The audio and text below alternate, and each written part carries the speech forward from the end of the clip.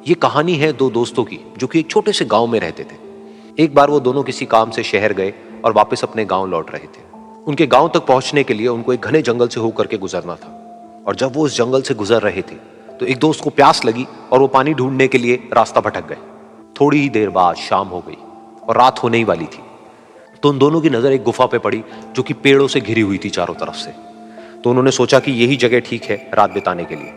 तो दोनों ने कुछ लकड़ियां इकट्ठी करी, उस गुफा के अंदर गए और आग जला करके वहां पे बैठ गए। रात का वक्त था, गुफा के अंदर आग जल रही थी, बाहर बिल्कुल अंधेरा था और कुछ जानवरों की आवाजें आ रही थी। तो उन दोनों में से जो एक दोस्त था वो अंदर ही अंदर डरने लगा, क्योंकि उसने भूत प्रेतों की बहुत कहानियां सुनी थी कि रात के वक्त जंगल में कुछ भयानक आत्माएं भटकती हैं और अगर उनको कोई ऐसा भटका हुआ आदमी मिल जाए तो उसको नहीं छोड़ती।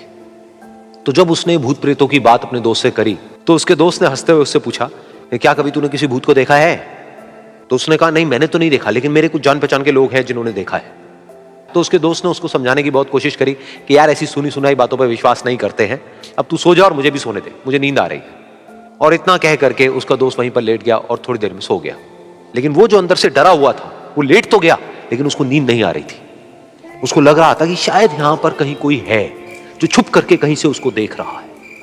उस आग की वजह से कुछ परछाइयां बन रही थी वहां पर पत्थरों पर, तो उन परछाइयों को देख करके भी वो डर रहा था। फिर कुछ घंटे तक ऐसे ही चलता रहा। फिर उसके बाद में क्योंकि वो थका हुआ था तो उसको नींद आ गई। लेकिन नींद आने के कुछ देर बाद ही उसको एक सपना आया।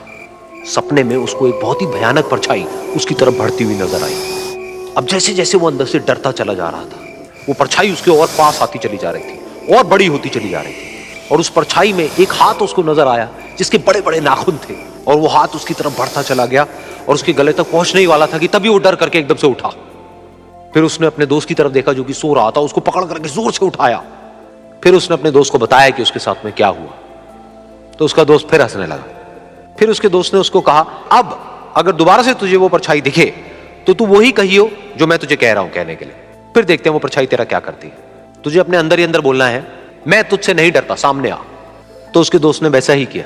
थोड़ी देर बाद दोबारा से उसको सपने में वही परछाई नजर आई और वो परछाई धीरे धीरे उसकी तरफ बढ़ने लगी। लेकिन इस बार वो उस परछाई से डरा नहीं, बल्कि अपनी पूरी हिम्मत जुटा करके उसने वही कहा, मैं तुझसे नहीं डरता, सामने आ। मैं तुझसे नहीं डरता, सामने आ। मैं तुझसे नहीं डरता, सामने आ। जैसे जैसे वो ये बोलने लगा वो परछाई छोटी होने लगी और उससे दूर होने लगी। वो बोलता रहा, वो परछाई छोटी होती रही और धीरे धीरे वो परछाई दिखनी बंद हो गई। बिल्कुल ऐसा ही हमारी जिंदगी में भी होता है। हमारे अंदर जितने भी डर हैं, उससे हम जितना डरते हैं हम उतना ही छोटे होते चले जाते हैं और वो डर उतने ही बड़े होते चले जाते हैं। लेकिन अगर हम अपने अंदर के डरों से नहीं डरते हैं और उसका सामना करते हैं तो दुनिया का ऐसा कोई भी डर नहीं है जो कि हमें डरा पाए।